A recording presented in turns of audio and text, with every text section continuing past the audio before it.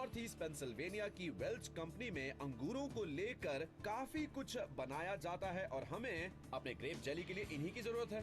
अब मेरे पीछे के टैंक्स में 2,65,000 लीटर अंगूरों का रस यानी कि ग्रेप जूस भरा हुआ है। और देखा जाए तो ये कुछ भी नहीं है, क्योंकि यहाँ पूरे साल 6.5 करोड़ लीटर ग्रेप जूस सारे प्रोडक्ट्स बनाने के लिए इस्तेमाल किया जाता है। कॉनकोर्ड किस्म का अंगूर जेली बनाने के लिए इस्तेमाल किया जाता है और इसे 1849 में मैसाचुसेट्स के एक किसान एफ्राइम बुल ने पहली बार उगाया था। जेली बनाने के लिए एक अच्छी किस्म की खोज में उन्होंने 22,000 बार अंगूरों में क्रॉस ब्रीडिंग प्रयोग किया था और फिर कहीं जाकर उन्हें यहाँ की ठंड बर्दाश्त करने वाला अंगूर मिला। इसमें काफी सारे अंगूर हैं। अंगूर के रस को जेली बनाने के लिए इन्हें इन बड़ी केटल्स में पकाया जाता है। इनमें एक ऐसी चीज डाली जाती है जिससे ये गाढ़ा होना शुरू हो जाता है। ये गाढ़ा हो रहा है और अब ये जूस कम और सिरप ज्यादा लग रहा है। इसमें पेक्टिन डाला गया है ना? हाँ बिल्कुल। अब जानते हैं पेक्टिन डालने से ग्रेप जूस ग्रेप जेली में तब्दील हो जाता है। ये डालने से रस गाढ़ा हो जाता है पर जमता नहीं है ना? पेक्टिन हर फल में प्राकृतिक रूप से मौजूद होता है कि नहीं? जी हाँ, आपने सही कहा, ये हर फल में पाया जाता है। पर इसे आखिर में क्यों डाला जाता है? क्योंकि अगर इसे पहले डालेंगे तो ये रस को जल्दी जमाना शुरू कर देगा। और अगर रस जल्दी जम गया तो क्या होगा?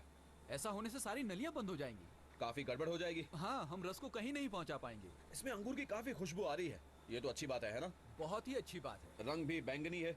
जी, इसे देखकर मुझे बचपन याद आ गया। जब आप ग्रेप जूस पीते थे तो आपके पूरे मुंह में वो रंग आ जाता था और कभी आप अगर गलती से उसे गिरा भी देते थे तो वो पूरा फैल जाता था टेबल क्लॉथ पर। अगर इसे जेली बनाते तो ये दाग नहीं छोड़ेगा, है ना? ये भी देखने का एक नजरिया है। हाँ, और पता है कि कई लोग ये बात नहीं जानते थे ग्रेप जेली बनाई इसलिए गई थी क्योंकि लोगों को ग्रेप जूस तो पीना था और उसे छलकाना नहीं चाहते थे।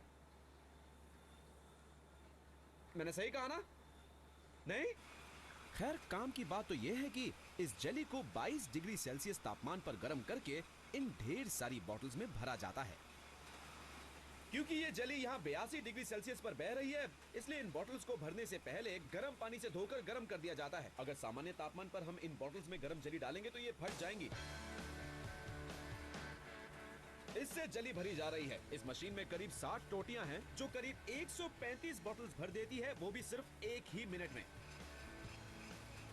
बॉटल्स में ढक्कन लग जाने के बाद इन्हें ठंडा होकर वापस गाढ़ा होने में काफी वक्त लगता है और फिर ये हमारे peanut butter and jelly sandwich के लिए तैयार हो जाएंगी। मैं देख रहा हूँ कि ये ढक्कन अभी भी उठे हुए हैं। जी हाँ, ठंडा होने के बाद एक वैक्यूम बन जाएगा और ढक्कन अपने आप अंदर चला जाएगा। आपने बिल्कुल ठीक कहा बॉबी, ऐसा ही होगा। और जब आप इसे खोलेंगे तो आपको पटक की आवाज सुनाई देगी। अच्छा, ये वाली बॉटल मैंने बाहर तो निकाल ली है, ये काफी गर्म है। 82 डिग्री सेल्सियस। बच्चों, ऐसा कोई भी काम घर पे मत करना, लेकिन मैं ये ढक्कन खोल कर देखना चाहता हूँ। खोल लूं? अभी आवाज नहीं आएगी क्योंकि ये ठंडी नहीं हुई है, यू नो। जी हाँ, ये तो मैं अच्छी तरह जानता हूँ कि ये ठंडी नहीं हुई है क्योंकि ये काफी गर्म है। और अभी ये जेली उतनी गाढ़ी नहीं है, ये जेली से ज्यादा सिरप लग रही है ना? ओह, ये बहुत स्वादिष्ट है। इसका स्वाद अभी भी एक सिरप जैसा है जो कॉकटेल में या सॉफ्ट ड्रिंक में स्वाद बनाने के लिए डालते हैं ना, वैसा है। और ये सिरप जहां जहां ढक्कन के पास ठंडा हो रहा है वो जेली बन रहा है। 1 लीटर की बोतल को जेली से भरने के लिए 100 से 130 कॉनकोर्ड अंगूर लगते हैं और अब मुझे असली जेली चखने का मन कर रहा है।